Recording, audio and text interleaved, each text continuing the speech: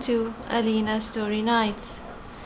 Tonight we shall find out what happened in the tale of an unsung hero. From a long, harsh day, he came upon a crowd of people gathered over something. They seemed shocked and horrified. He made his way through the crowd and came upon the sight that had shocked everyone.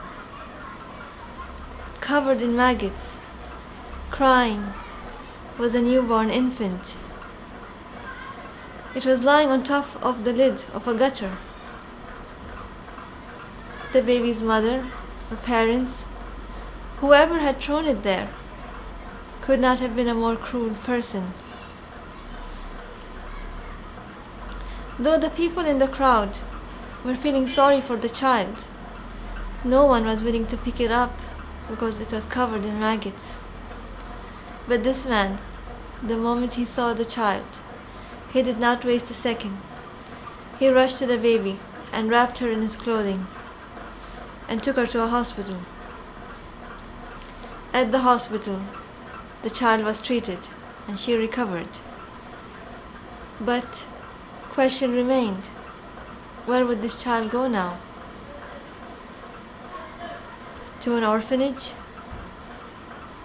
This hero, though he had nothing, not even a roof over his head, but he couldn't bear the thought of parting with that child.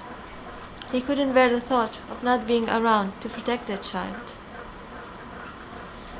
And so he decided to dedicate the remainder of his life to that baby, who was not his, but he considered her his own family, humanity, who had been so kind to him for so many years. He pleaded with them to adopt that child, and he promised that he would provide everything needed for that girl to have a good life. But would he be able to do that? He was homeless himself.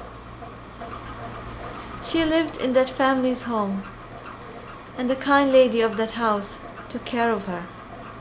But the money provided for her upbringing, for her clothes, for her education, it was provided by that man.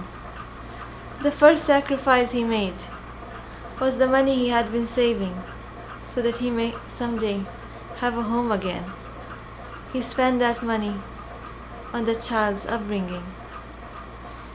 And whatever money he made after that, it was spent on her.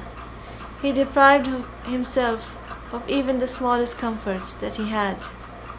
He would spend the whole year in 2 sets of outfits. He would wear one and wash one. Even when he wanted to go somewhere, he wouldn't take the cab or the bus to save that money for that little girl. And so on, the years went by. The family helped a little bit, but he was the main provider. The child grew up. She had everything that was needed for a good upbringing.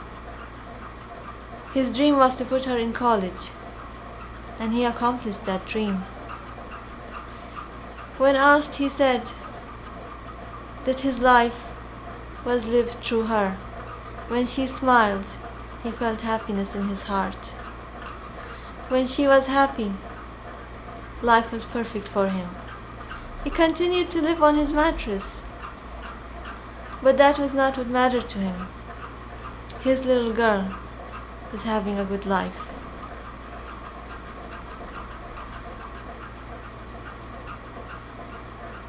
Words fail me to describe more the kindness and generosity of this man.